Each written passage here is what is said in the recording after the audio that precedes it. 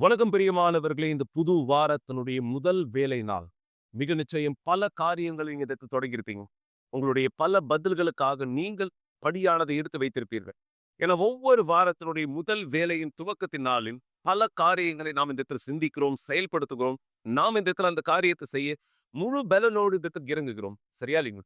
அப்படியாக தான் நாம சற்று நேரத்துக்கு முன்பாக ஒரு அருமையான கூட்டமானது இந்த இடத்தில் முடித்தோம். பொருளாதார வாழ்க்கையில் மக்கள் வெற்றியை பெற்றுக் கொள்வதற்கான வழி நடத்துதலை இந்த இடத்தில் பெற்றுக் கொண்டார்கள்.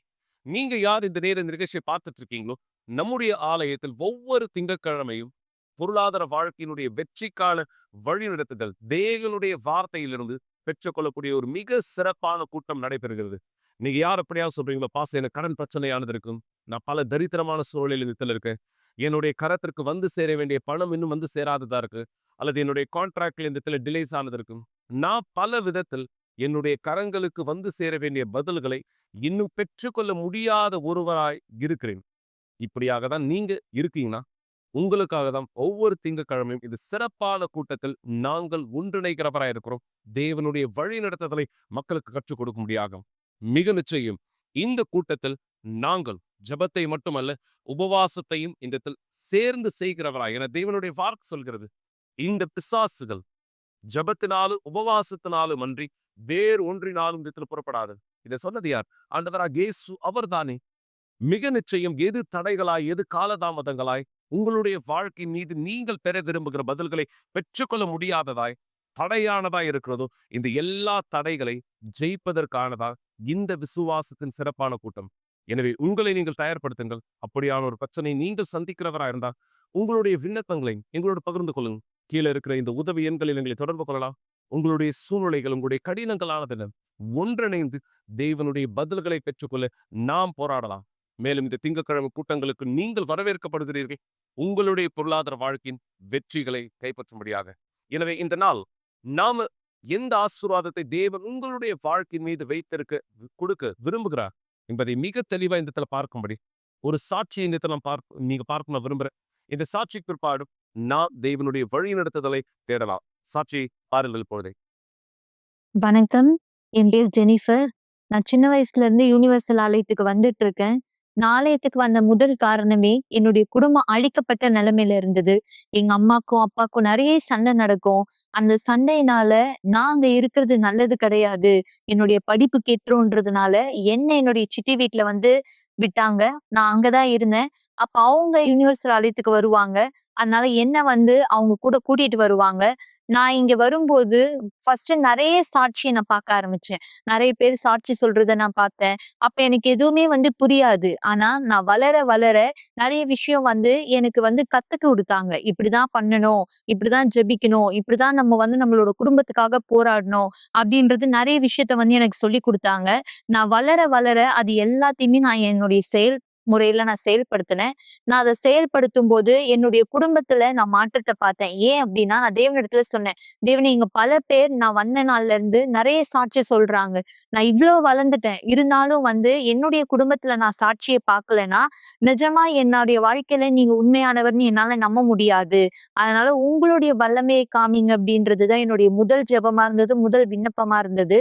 அப்போ நான் தொடர்ந்து இங்க தொடர்ந்து என் குடும்பத்துக்காக தான் நான் முதல் போராடினேன். நான் போராடிட்டு இருக்கும்போது என்னுடைய குடும்பம் மாறுறத நான் பார்க்க ஆரம்பிச்சேன். எங்க அம்மாவும் எங்க அப்பாவும் டிவோர்ஸ் வாங்கிடணும்னு முடிவு பண்ணாங்க.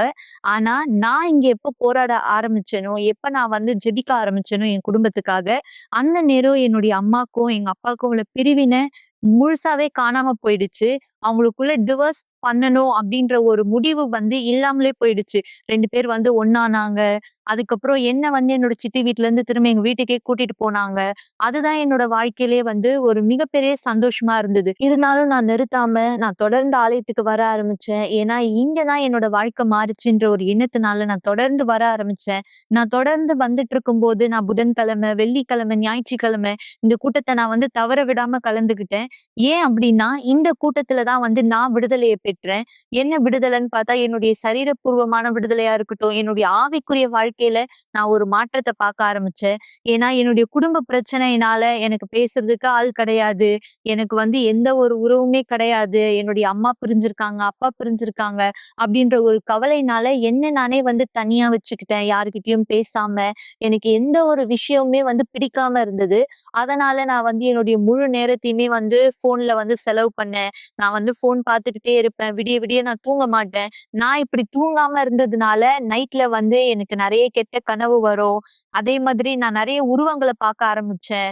இத் ஏதாவது உருவம் வந்து என்ன அமுக்குற மாதிரி இருக்கும். இப்படிதான் வந்து நான் இருந்துட்டு இருந்தேன். முதலாவது அதிலிருந்து எனக்கு விடுதலை வேணும் அப்படின்றது வந்து என்னுடைய தீர்மானமா இருந்தது. ஏன்னா என்னுடைய சந்தோஷம் என் குடும்பத்துல மட்டும் கிடையாது. என்னோட சந்தோஷம் என்னுடைய தனிப்பட்ட வாழ்க்கையிலயும் இருக்கு.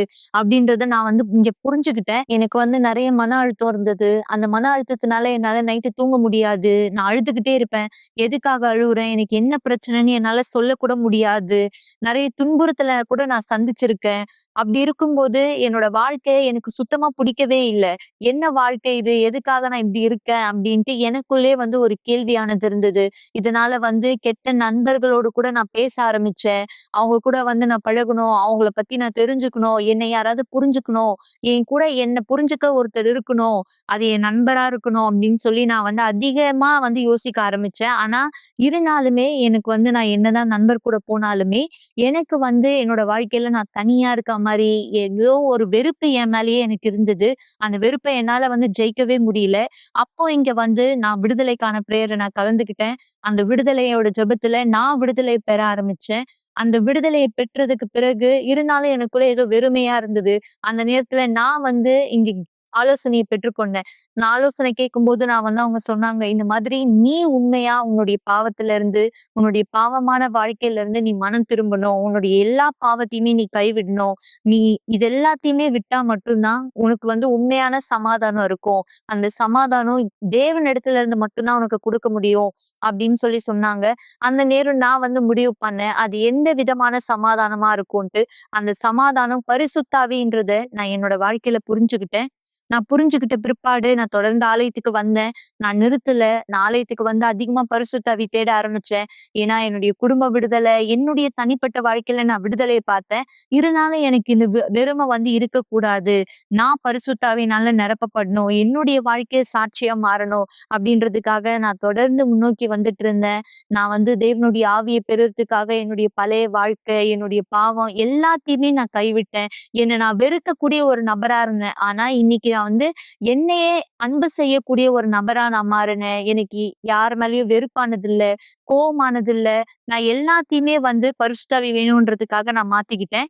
பிற்பாடு நான் பரிசுத்த ஆவி பெற்றுக்கொண்டேன். நான் பரிசுத்த ஆவி பெற்றதுக்கு அப்புறம் நான் தொடர்ந்து தேவனோடு முன்னோக்கி போயிட்டு இருந்தேன். என்னுடைய வாழ்க்கையில எல்லா விஷயத்தையும் தேவனுக்காக, தேவனோடு கூட நான் செய்ய வந்து கத்துக்கிட்டு நான் முன்னோக்கி போயிட்டு இருந்தேன். இப்படியே என் வாழ்க்கை போயிட்டு இருக்கும்போது ஒரு நாள் நான் வீட்ல இருந்தேன். அந்த நேரம் நான் என்னுடைய கால் தடுக்கி கீழ விழுந்துட்டேன். நான் கீழ விழும்போது என் கால்ல எந்த பிரச்சனையுமே இல்ல. ஏன்னா நான் நார்மலா தான் கீழ விழுந்தேன். அது எந்த ஒரு பாதிப்பும் இல்ல அப்படின்ற மாரி தான் நான் யோசிச்சேன். ஆனா என்னால அந்த நேரம் எழுந்துக்க முடியல. எதுவுமே பண்ண முடியல.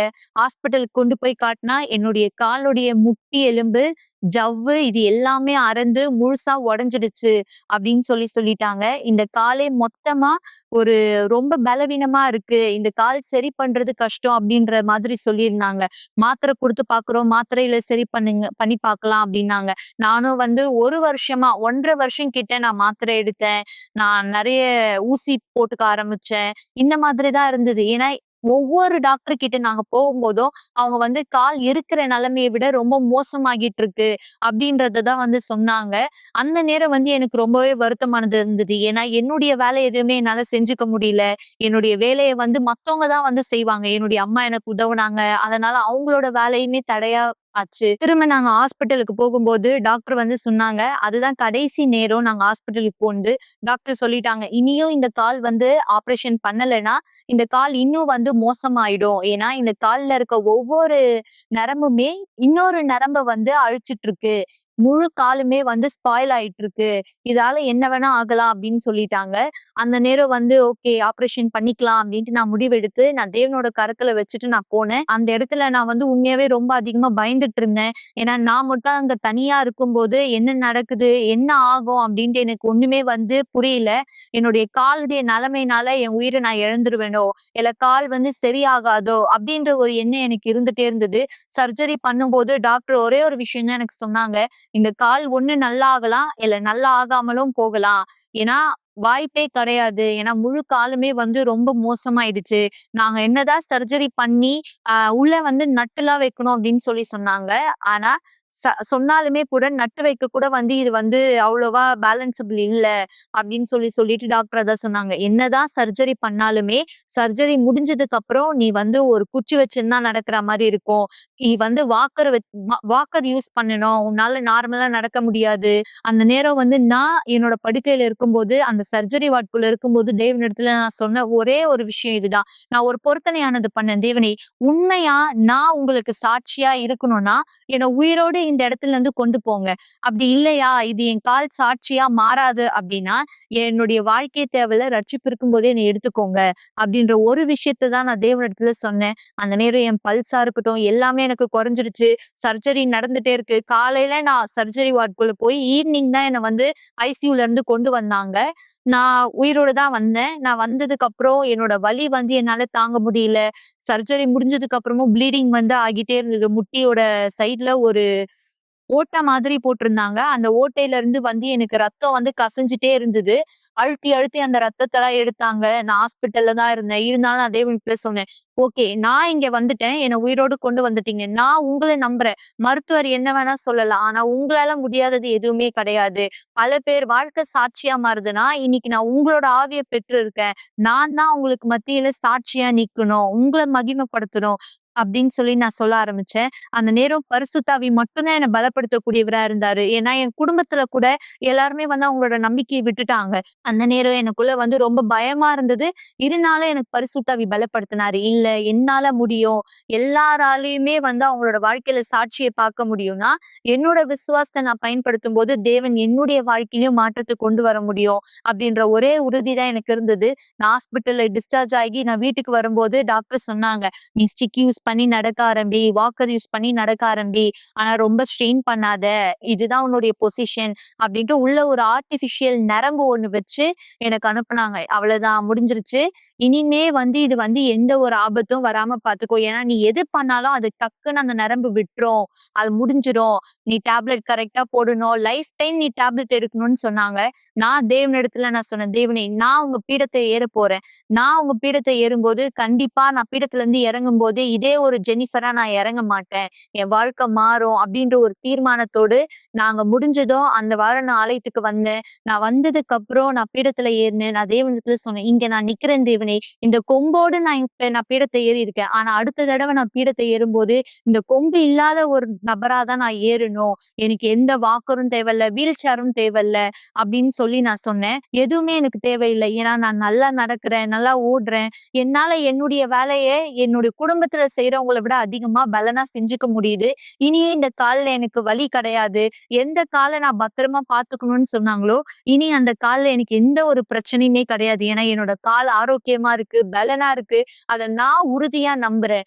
ஆலயத்துக்கு வர ஆரம்பிச்சேன். தேவன பத்தி தெரிஞ்சுக்கிட்டு, இன்னும் அதிகமா நான் பரிசுத்த ஆவி தேட ஆரம்பிச்சேன். அதிகமா வந்து நான் தேவனோடு கூட இணைஞ்சவளா இருக்கணும். என்னோட வாழ்க்கையில இன்னும் எதெல்லாம் வந்து ஒழிக்கப்பட்டதா இருக்கோ, எதெல்லாம் வந்து நெறைய விஷயம் நான் கைவிட வேண்டியதா இருக்கோ, எல்லாத்தையுமே நான் தேவனுக்காக விட்டு என்னோட முழு வாழ்க்கைய அவரிடத்துல அர்ப்பணிச்சேன். இன்னைக்கு நான் ரொம்ப சந்தோஷமா இருக்கேன். நானும் சரி, என்னுடைய குடும்பத்துல இருக்க எல்லோருமே இன்னைக்கு தேவனோடு முன்னோக்கி போயிட்டு இருக்கோம். இன்னைக்கு தொடர்ந்து நாங்க ஆலயத்துக்கு வந்துட்டு இருக்கோம். தேவனோட விஷயத்த தெரிஞ்சு எங்களுடைய வாழ்க்கை தேவனோடு முன்னோக்கி கொண்டு போயிட்டு இருக்கோம். இன்னைக்கு நான் இங்க இருக்கேன் ஒரு சாட்சியா. ஏன்னா தேவனால எல்லாமே முடியும்ன்றத மத்தவங்களுக்கு தெரிஞ்சுக்கணும்ன்றதுக்காக என்னுடைய வாழ்க்கைய தேவன் மாத்த முடியும்னா, கண்டிப்பா மத்தவங்களுடைய வாழ்க்கையுமே தேவனால மாத்த முடியும். இன்னைக்கு பல பேருக்கு நான் உதவக்கூடியவளா இருக்கேன். இன்னைக்கு உண்மையா தேவனுக்கு நன்றி சொல்றேன். நல்லது மக்களின் மிக நிச்சயமாக இந்த சாட்சி உங்க எத்தனை பேருடைய வீடுகளுக்குள்ளாக நடக்கிற சூழலை வெளிப்படுத்தி காட்டுகிறதா இந்த இடத்துல இருக்கும். ஏன்னா இந்த நாள் பல வாலிபர்கள், பல குடும்பங்கள் அழிக்கப்பட்ட சூழ்நிலையில் இந்த இடத்துல இருப்பதை நீங்க இந்த இடத்துல பார்த்துட்டு இருக்கலாம். அல்லது உங்களுடைய குடும்பமே அப்படியான ஒரு குடும்பமாய் கூட இந்த இடத்துல இருக்கலாம். நீங்க அழுவது உங்க சூழ்நிலை இந்த இடத்துல மாற்றுமா? நீங்க உங்க பிரச்சனை குறித்து உங்க நண்பர் இடத்துல, தெரிந்தவர்களிடத்துல, தெரியாதவர்களிடத்துல பேசுகிறது உங்க சூழ்நிலை ஆனது இந்த இடத்துல மாற்றுமா? அல்லது நீங்க ஒரு விண்ணப்பமானது எடுத்துட்டு போய் தேவனே எனக்கு உதவி செய்யுங்க, உதவி செய்யுங்க, உதவி செய்யுங்க அப்படின்னு கேட்கிறது மட்டும் உங்களுடைய வாழ்க்கையின் நிலையானது இந்த இடத்துல மாற்றுமா? இது எல்லாவற்றையும் நான் ஏற்கனவே செய்து கொண்டிருக்கிறேன். ஆனா இன்னும் என்னுடைய வாழ்க்கையின் மீது நான் பெற வேண்டிய அல்லது பெற விரும்புகிற பதில்கள் இல்லாத ஒரு நபரா இந்த இடத்திற்கு இருக்கிறேன். அப்பொழுது நீங்க உங்களுடைய வித்தியாசமான செயலை செய்ய தொடங்குங்க. எது என்னுடைய வித்தியாசமான செயல்? தேவனுடைய கவனத்தை உங்கள் மீதா இந்த இடத்திற்கு இருக்கும்படியாக. எப்படி நான் தேவனுடைய கவனமானதை என் மீதா இந்த இடத்திற்கு இருக்க முடியும்? வெறும் தேவன் நோக்கி ஜெபிப்பது மட்டும் அவருடைய கவனம் நம் மீது திரும்புவதாக அல்ல. அவர் நம்மிடத்திலிருந்து என்ன எதிர்பார்க்கிறாரோ அதை செய்வது. இதுதான் சரியா? இந்த நபருடைய வாழ்க்கையில நீங்க பார்த்தீங்க. இந்த நபர் தன்னுடைய பிரச்சனை குறித்து குறை சொல்கிறவராகவோ அல்லது முணுமுணுக்கிறவராகவோ அல்லது ஏன் தேவனே, ஏன் என்னுடைய வாழ்க்கை மட்டும் இப்படியாக, ஏன் என்னுடைய குடும்பம் மட்டும் இப்படியாக என்று முணுமுணுத்து வாழ்கிற ஒரு வாழ்க்கையில அந்த சூழ்நிலையை தேவனுடைய கைகளில் ஒப்படைத்தவராய் தேவனோடு சேர்ந்து தன் வாழ்க்கையை மாற்றிக்கொள்ள படிகளை எடுத்து வைத்தார். நீங்க சரியா செய்ய வேண்டிய காரியம் இதுதான். உங்களுடைய விசுவாசத்தினுடைய படிகளை எடுத்து வைக்கும் பொழுது தேவன் அவர் தன் வல்லமையான காரியத்தை உங்களுடைய வாழ்க்கை மீது வெளிப்படுத்துகிறவரா இருக்கிறார். எனவேதான் யூனிவர்சல் ஆலயம் ஒவ்வொரு நாளும் திறந்ததா இருக்கிறது. தேவனுடைய வல்லமையின் வழிநடத்துதலை உங்களுடைய வாழ்க்கையில் வெளிப்படுத்த முடியாது. இதுதான் ஆலயத்தினுடைய நோக்கம். தேவன் உங்களுக்காக வைத்திருக்கிற திட்டம். நான் மாற்றத்தை பார்க்க விரும்புறேன், நான் பதில பார்க்க விரும்புறேன். தேவனுக்கு அனுமதியானது கொடுங்க. அவர் உங்களுடைய வாழ்க்கையில் தலையிடும்படியாக வெறும் இந்த பெண்ணினுடைய வாழ்க்கை மட்டுமல்ல, விசுவாசத்தோடு யாரெல்லாம் அவரிடத்திலே வருகிறவராக இருக்கிறார்களோ அவர்களது ஒவ்வொருத்தருடைய வாழ்க்கையை தேவன் மாற்றுகிறவராக இருக்கார். என தேவனுடைய வார்த்தை குறிப்பிடுகிறது, அவரிடத்தில் வருகிறவர்கள் ஒருபொழுதும் வெறுமையாக திரும்புவதில்லை. குணமாத்தலாய், விடுதலையாய், ஆசீர்வாதங்களாய், சாட்சிகளாய் திரும்புகிறார்கள். யார் தேவன் சத்தத்தை கேட்டு கீழ்ப்படுகிறார்களோ அது எவ்வளவு நிஜம் என்பதை நீங்களே புரிந்து கொள்ள இன்னொரு சாட்சி இந்த பாருங்க. இந்த சாட்சிக்கு பிற்பாடு விசுவாசத்தில் நான் உங்களையும் உங்கள் வீட்டையும் ஆசீர்வதிக்க ஒன்றிணைந்திருப்பேன். நானும் என் குடும்பத்தாரும் தேவனுடைய வார்த்தையை கேட்கவும் கீழ்ப்படியவும் எங்களை தயார்படுத்த விரும்புகிறோம். நீங்க உங்களுடைய குடும்பத்தார் ஒன்றிணைந்திருங்க. இந்த சாட்சி பிற்பாடு மீண்டும் நாம் இந்த இடத்துல இணையலாம். தேவன் உங்களுக்காக வைத்திருக்கிற அல்லது தேவன் உங்களிடத்திலிருந்து விரும்புகிற காரியம் என்ன என்பதை அவர் உங்களுக்கு வெளிப்படுத்தும்படி இந்த ஜெபத்தை ஒன்று சேர்ந்து செய்யலாம். சாட்சியை பாருங்கள். இப்போதே நான் இப்போ ஜோவை சந்திச்சேனோ அவர் என்ன அன்போடையும் பாசத்தோடையும் நடத்தினாரு. அவர் ஒரு நல்ல நபரா இருந்தாரு. எனவே நான் அவரை நேசிக்க ஆரம்பிச்சேன். அவ என்னுடைய இளவரசி. நான் எப்போதுமே அவகிட்ட சொல்லுவேன் அவ ஒரு நாள் என் கூட இருந்தா அவளை நான் ராணிய போல பார்த்துப்பேன்.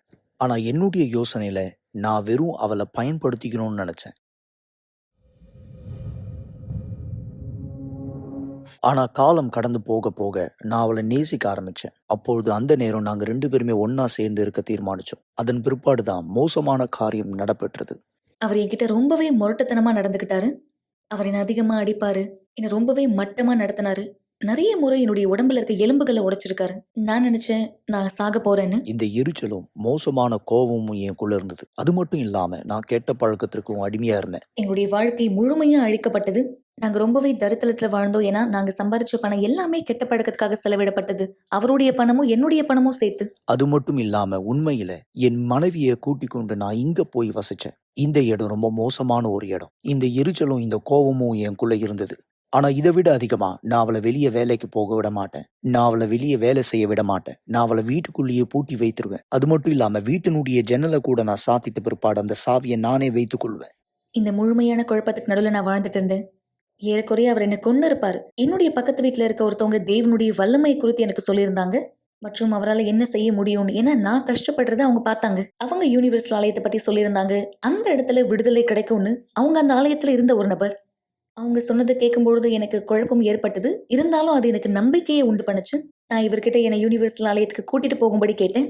நான் முதலாவது ஆலயத்துக்கு போக ரொம்ப தயக்கப்பட்டேன். நான் போலான்னு சொன்னேன். நான் யோசிச்ச விஷயம், நான் என்னுடைய மனைவியை ரொம்ப காயப்படுத்துறேன், கவலைப்படுத்துறேன். ஆனா அவ மட்டும் என்ன வாங்க ஆலயத்துக்கு போலான்னு சொல்றாளே, எப்படி? நான் சொன்னேன் போலாம். போனோம் ஆலயத்துக்குள்ள. போகும்போது நான் எல்லா இடத்தையும் சுத்தி பார்ப்பேன். ஏன்னா என்னை யாராவது முறைச்சாங்கன்னா அதையே ஒரு காரணமா பயன்படுத்தி நான் இவளை வெளியே கூட்டு வரலாம்னு நினைச்சேன். அப்படி அது நடக்கலனா என்னுடைய மனைவி கிட்ட யாராவது வந்து பேசுறாங்கன்னா அதே ஒரு காரணமா பயன்படுத்தி அங்க ஒரு சீனை கிரியேட் பண்ணி அந்த இடத்த விட்டு வெளியே வரணும்னு நினைச்சேன். ஆனா அப்பொழுது எதுவுமே நடக்கல. என்னுடைய மனைவி என்னை பார்த்து கேட்டாங்க, வாங்க நம்ம புதன்கிழமை ஞாயிறு போலாம் ஆலயத்துக்குன்னு. என் மனைவியை தனியா போக நான் அனுமதிக்க மாட்டேன். அதனால சொன்னேன் நானும் வரேன் கூட. நாங்க ஆலயத்துக்கு போயிட்டு இருந்தாலும் கூட அந்த நரகத்தினுடைய வாழ்க்கை தொடர்ந்து நடந்துட்டே இருந்தது. நாங்க புதன்கிழமை, வெள்ளிக்கிழமை, ஞாயிற்றுக்கிழமை மற்றும் திங்கட்கிழமை கூட்டத்துல கலந்துப்போம். உண்மையாகவே அவருக்கு அது பிடிச்சிருந்தது. இருந்தாலும் அந்த மூர்க்கத்தனம், கோவம் தொடர்ந்து அங்க இருந்தது. இது எந்த அளவுக்கு உண்மைன்னா, ஆலயத்தை விட்டு வெளியே வந்த உடனே அவர் புகைப்பழக்கத்தோட சேர்ந்து அந்த கேனபிஸ், அந்த போதையை எடுத்துக்க ஆரம்பிச்சார். நான் அதை பார்த்து நான் ஏமாற்றம் அடைந்தேன். ஆனாலும் நானும் வீட்டுக்கு வந்து குடிக்க ஆரம்பிச்சேன். நான் ஆலயத்திற்குள்ள வரும்போது வேறு ஒரு நபரை போல காட்சி அளிப்பேன். நான் ஆலயத்திற்குள்ள நல்ல குணத்தோட நடந்துப்பேன். என் மனைவியுடைய கரத்தை பிடித்து ஜெபிப்பேன். குடும்பத்திற்காக ஜெபிக்கிற நேரத்துல என் மனைவியை கட்டி அணைத்து நான் அவளை அன்பு செய்யறேன்னு சொல்லுவேன். ஆலயத்திற்குள்ள தேவனை போல நான் காட்சி அளிப்பேன். ஒரு நல்ல மனுஷனா இருப்பேன். மற்றவங்க என்னுடைய திருமணத்தை ஒரு உதாரணமா பார்ப்பாங்க. ஆனா இன்னொரு பக்கத்துல நிஜம். பாஸ்டர் ஆமேன்னு சொன்ன உடனே, தேவன் உங்களை ஆஸ்வதிப்பார்னு சொன்ன உடனே, ஆலயத்தினுடைய கதவுகளை தாண்டி சென்ற உடனே நான் வேறு ஒருவரை போல மாறிடுவேன். என் மனைவி என்னன்னு கேட்டா நான் என் மனைவி அடிப்பேன். என் மனைவியை தாக்கியிருக்கேன் நிறைய முறை. பல நேரத்துல என் மனைவி ஒரு பக்கம் அழுவா, நான் ஒரு பக்கம் தேவன் கிட்ட இருந்து ஆசீர்வாதத்தை கேட்பேன்.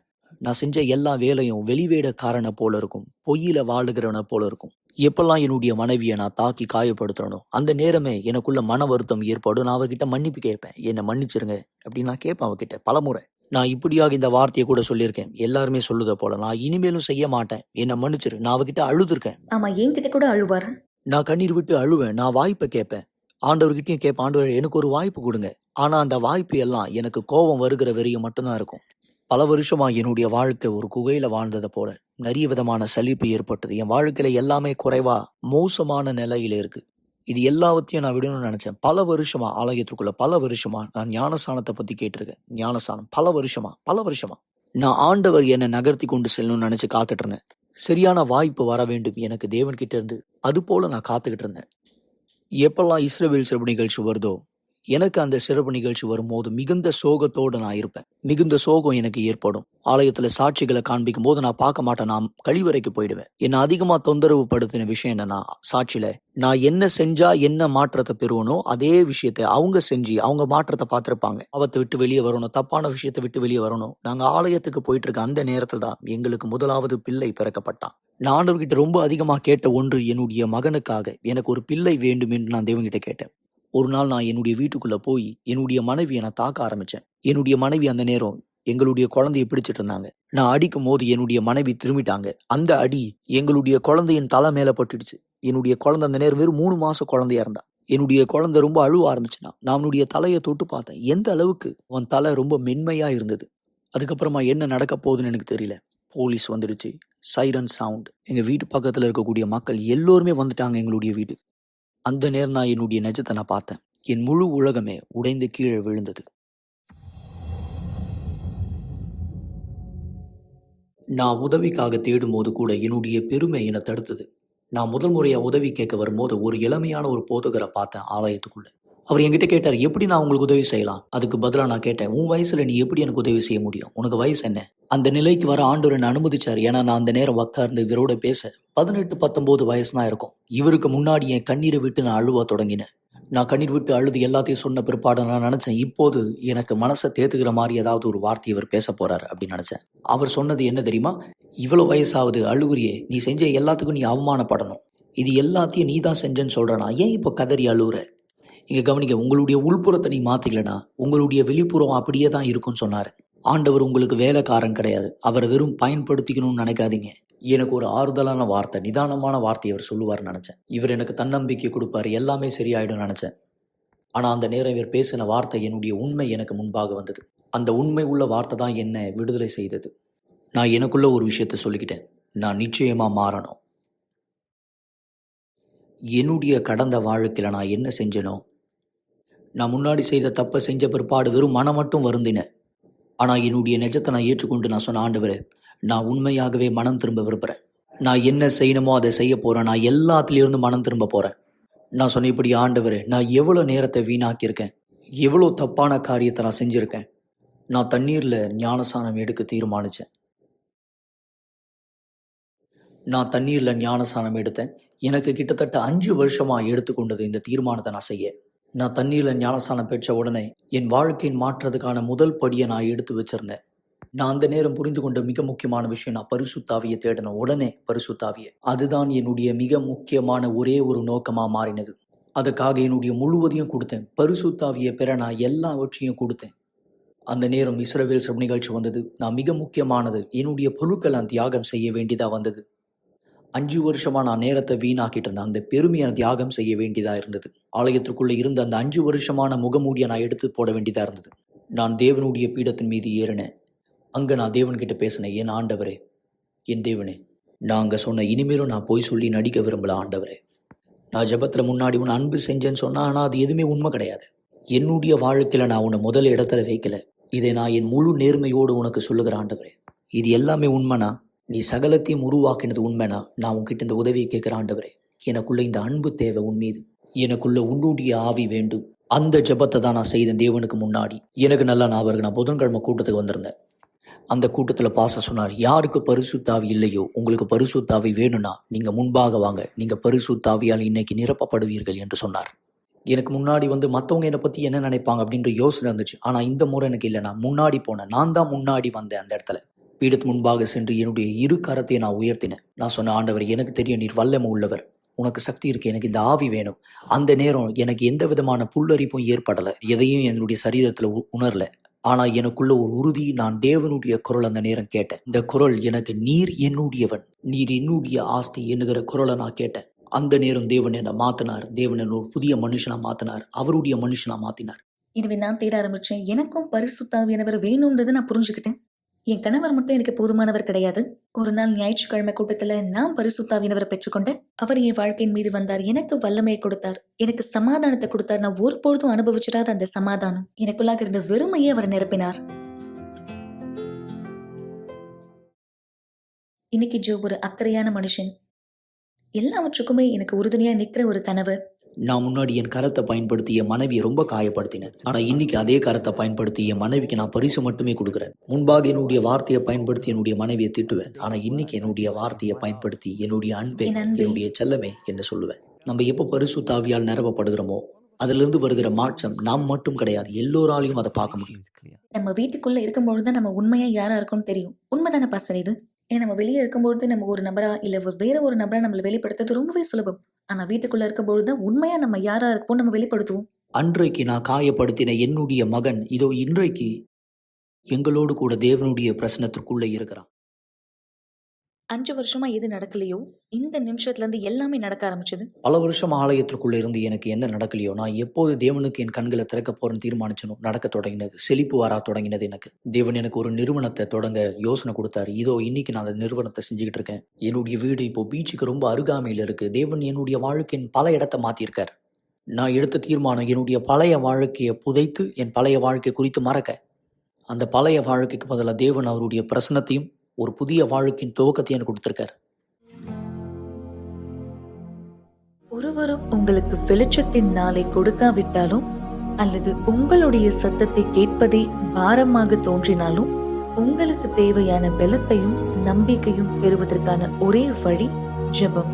தயவு செய்து உங்கள் கண்களை மூடியிருங்கள். இது ஜெபத்தின் நேரமாயிருக்கிறது. ஆண்டவராகிய இயேசுவின் என் தேவாவியானவரே, மிக நிச்சயமாய் நாங்கள் விண்ணப்பிப்பது மட்டும் கிடையாது. எங்களுடைய விண்ணப்பங்களானது பதிலளிக்கப்பட வேண்டுமையானால் எங்களுடைய செயலையானதை நீர் எதிர்பார்க்கிறேன்.